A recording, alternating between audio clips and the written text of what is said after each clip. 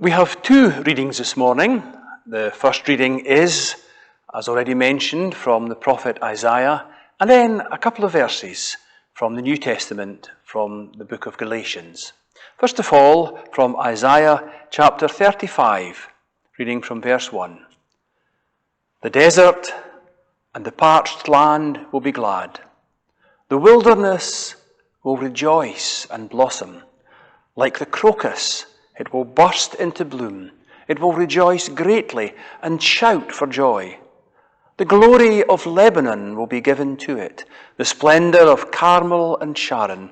They will see the glory of the Lord, the splendor of our God. Strengthen the feeble hands. Steady the knees that give way. Say to those with fearful hearts, be strong. Do not fear. Your God will come. He will come with vengeance, with divine retribution. He will come to save you. Then will the eyes of the blind be opened, and the ears of the deaf unstopped. Then will the lame leap like a deer, and the mute tongue shout for joy. Water will gush forth in the wilderness, and streams in the desert. The burning sand will become a pool, the thirsty ground bubbling springs. In the haunts where jackals once lay, grass and reeds and papyrus will grow, and a highway will be there. It will be called the way of holiness. It will be for those who walk on that way. Words from Isaiah. And now from the New Testament, one of the letters of Paul to one of the early Christian churches in Galatia. Galatians chapter 5, reading verses 22 and 23. But the fruit of the Spirit is love, joy, peace, patience, kindness, goodness, faithfulness, gentleness, and self-control. Amen. May God bless to us these readings from His Word. So, in our reading from Isaiah this morning, we had these words: the desert will rejoice and flowers will bloom in the wilderness. The desert will sing and shout for joy. This is one of the prophecies from Isaiah that is traditionally used in Advent, and like many of the prophecies, paints a picture of a time of peace and plenty and joy. A time of peace and healing for the whole earth, when the barren wilderness will bloom with flowers and there will be great happiness. This reading has been paired today with the reading from Galatians, which speaks also of growth and fertility, fruit, the fruit of the Spirit, love, joy, peace, patience, kindness, goodness, faithfulness, gentleness, and self-control. So we're obviously wanting to be thinking today about good things coming out of unlikely places. Flowers in the desert. Flowers growing in the barren wilderness areas of life and our own life and our own experience. But before we rush into the good news part of it, it's worth taking a little bit of time to think about wilderness. The wilderness appears a number of times in the Bible. The people of Israel, as we know, wandered for some 40 years in the wilderness after they escaped from slavery in Egypt, and before entering the Promised Land, they had 40 years of wandering. John the Baptist spent a lot of time in the wilderness, and Jesus himself spent 40 days in the wilderness at the start of his ministry. The wilderness was not simply miles and miles of sandy desert. There were some desert areas certainly, but there were also large tracts that are more akin to wild moors, albeit a much drier version of the moors that we get in Scotland. A remote, barren sort of place. Maybe a bit warmer, though still as awesome a place as, say, Rannoch Moor. It was also understood that the wilderness was the haunt of demons. In the wilderness, you never quite knew what you were going to confront. Of course, these bleak and lonely places are also sought out by a number of people. However, the 40 years spent in the wilderness by the people of Israel were understood by them to be a time of purging and a time for them to learn again to trust in God and to have faith in him. John the Baptist, as we said, spent a lot of time in the wilderness, and that's very much in keeping with the ruggedly individual man that he was, who was not afraid to speak truth to the power that was Herod, or to tell the people exactly how he saw it.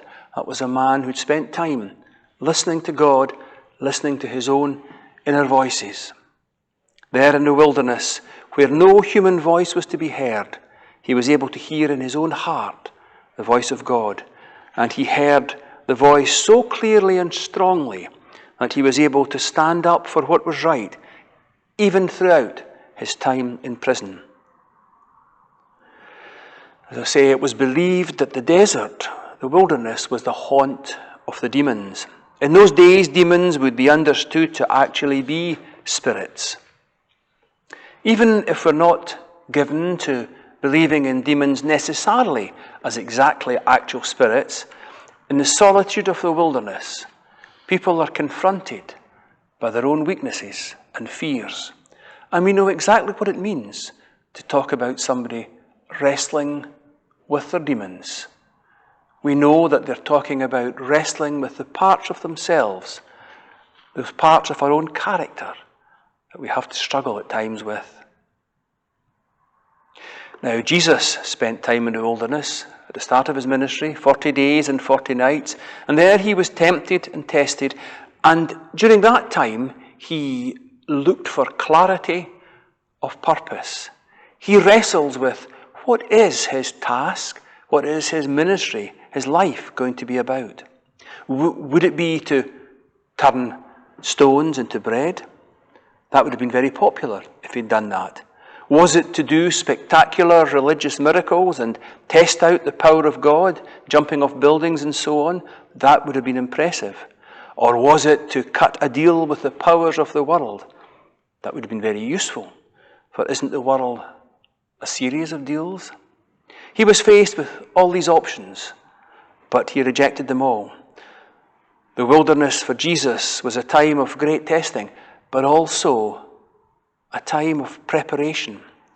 And the lengthy period he spent there gave him, no doubt, a clarity of focus for the 3 years of very public and draining ministry that lay ahead.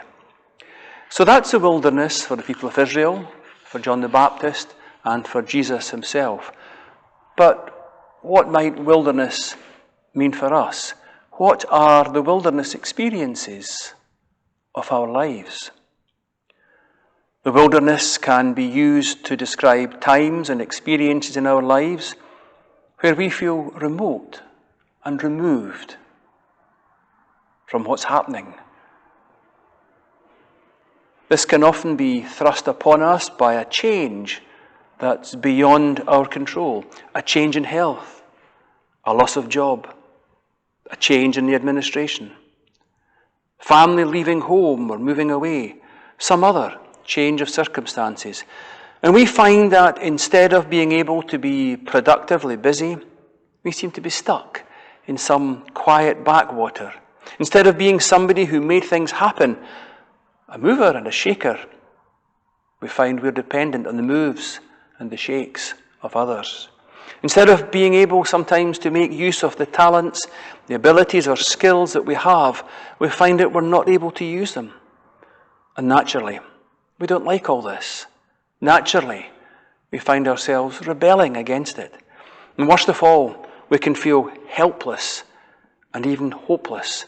We can sometimes feel frustrated and empty and barren. And of course, for so many of us, living through COVID feels barren and wilderness-like. But these Advent passages from the Old Testament prophets, which come to us from their own wilderness experiences, from the wilderness experiences of the Jewish people, these passages also speak of hope. The wilderness, the desert, will rejoice, and flowers will bloom in the wilderness. The desert will sing and shout for joy. So even in that bleak, scary, powerless place where we're confronted with our own darkness and demons, even in that wilderness place, there is hope. And one of the questions we can usefully ask during a time in the wilderness is this. This is awful, but if there was some lesson I could learn from this experience, what would it be? How can this be a time of preparation for something? What can I learn from it? What changes can I make? In what way can I grow? What aspect of my own character or ability can I draw upon? If we are open to this, in due time, that area which we're currently experiencing as barren, that area will flower. New and fresh fruit will come again in our lives. The desert will rejoice, and flowers will bloom in the wilderness. The desert will sing and shout for joy.